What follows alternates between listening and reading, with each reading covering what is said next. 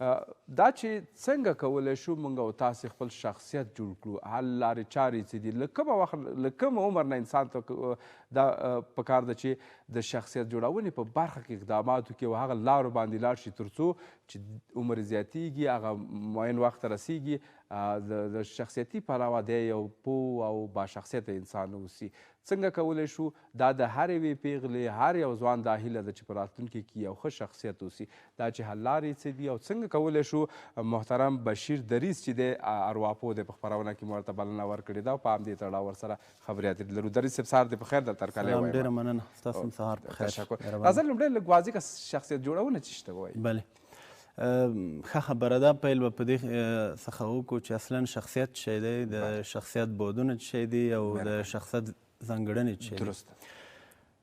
لکه څرنګه چې ارواپوهانو یا روانشناسانو تر ننه پورې د انسان لپاره ځانګړی تعریف نه دی پیدا کړی، په بېلابېل ډولونو باندې تعریف کړی دی. همدا ډول شخصیت لپاره هم دوی بېلابېل تعریفونه لري. ځینې وایي چې د افکارو یا اذهانو یا ذهنیتونو هغه ټولګه ده چې یو کس یې د نور اشخاصو پر وړاندې باندې لري. ځینې بیا وایي چې نه، شخصیت د ځانګړنو ټولګه ده. ځینې وایي چې د غیر ضروري اړتیاوو ټولګه ده.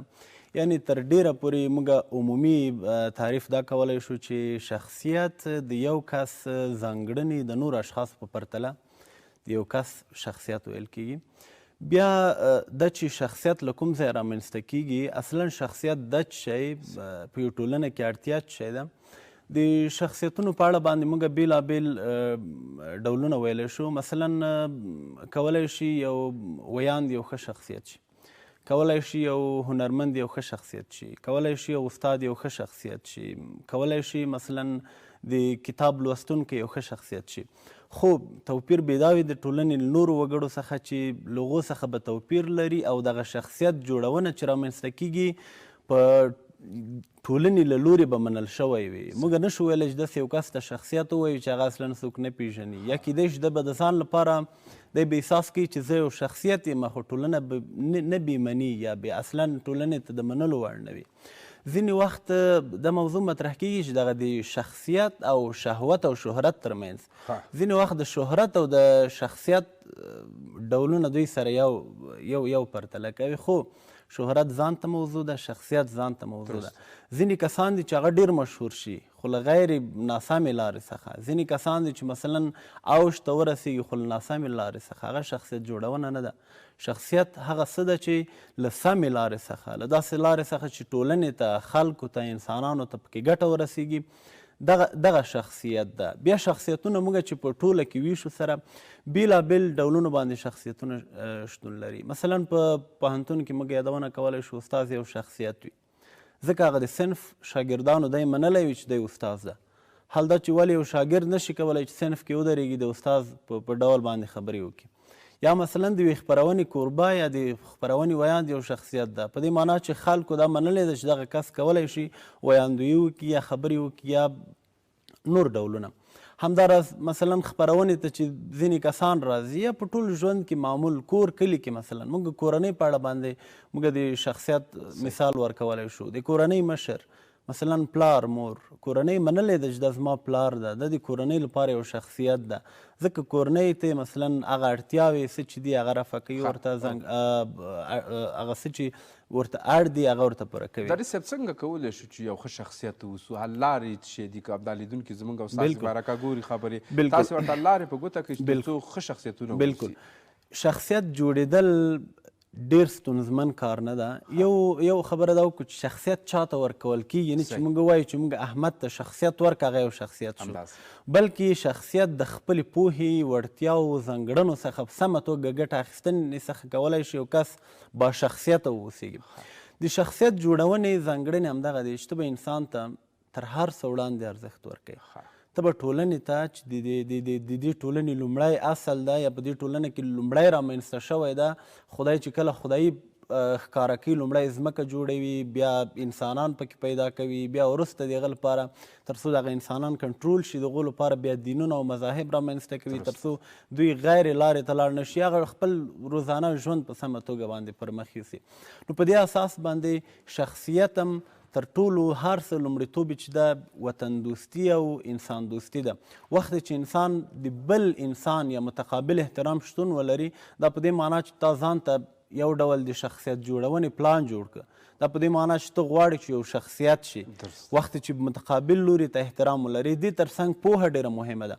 وخت چې ته غواړې چې یو چا سره دلیل ووایې، یو چا سره استدلال وکړي، یو چا ته قناعت ورکړي، ته اړ یې چې باید پوهه ولرې، ته باید علم ولرې، ته باید یو څه په اساس باندې یو چا سره خبرې وکړي. موږ ډېر کسان مثلا کیدای شي پوهه ونه لري، خو هغه د خبرو هنر لري، هغه خبرې کولی شي. یعنې هغه د خبرو له ډول د یو ډول شخصیت جوړ شوی ده، خلکو ته منل شوی کس ده. نو کله چې ته غواړې چې ته په ټولنه کې مطرح شې، تا خلک ومني، تا ته خلک د شخصیت لقب درکړي، ته باید ګڼو ځانګړنو ته لاسرسی ولرې. مثلا پوهه باید ولرې، هغه رفتار او کردار چې ته په ټولنه کې ترسره کوې باید ستا د صحنې د شا کردار او د صحنې د مخې کردار سره ورته اوسي. نه ده چې ته ټلویزیون کې ښه سړی، ټلویزیون تر شا پورې خلک در سره یو ځای نه دي. ته مثلا په فیسبوک کې ښه سړی، ښه مسیجونه کوي، خو په ښه پوسټونه کوي، خو په مسیج کې چاته ځواب نه ورکوي. ته مثلا په ټولنه کې په لاره کې چاته سلام نه اچوي، خو وخت چې صحنه درته مخ ته راشي استفاده کوي. دا شخصیت نه ده. شخصیت هغه ده چې د صحنې د مخې او د شا دواړه ډولونه د یو ډول اوسېږي. هغه کسان چې تا له ټلویزیونه ګوري، یا مثلا هغه کسان چې تا له ټولنیزو رسنیو ګوري، وخت چې مخامخ تا سره مخ شي باید تا سره توپیر ونه لري. ته باید په اصلیت کې همغه ډول اوسېږي. کوم ډول چې ته اصلي په څه ډول مثلا د سکرین مخ ته شتون لري، همغه ډول باید د سکرین شاته هم شتون ولري. په هغه وخت کې ته کولی شي یو ښه شخصیت ثابت شي. خو که چیرې لکه زموږ او ستاسو په افغانستان کې ډېری بدبختانه داسې ډول سره مخ دي چې صحنې مخ ته یو شی دی او پسې شا بیا بل ډول. دا له اسلامي پلوه زما په نظر ناسم کار دی، ځکه نه خدای ورته اجازه ورکوي، نه رسول او نه دین او نه مذاهب. ځکه انسانان باید یو فکر، یو نظر اوسېږي. هغه که په هر چیرته وي، هغه که د خلکو په مخ کې وي او که د خلکو شاته وي، مشکل نشته ده. خو اړین دا ده چې باید د ده شخصیت تر پوښتنې لاندې رانه شي. دی باید هغه څه چې اړتیا ده په همغه ډول باندې مخ ته ولاړ سي. ډېره مننه کوم. موضوع ډېره جالبه ده، باید لږ بس ډېر زیات ده، خو خیر د بیا که بل ځل سره مخ کېدلو په نورو موضوعاتو خو به وي. دغه د روانشناسي موضوعات ډېری داسې وي چې ډېر بحث ته اړتیا لري. ته تر څو لیدونکی پوهوې، متقابل لوری پوهوې، نو ته باید هغه ته ګڼ مثالونه وړاندې کړي.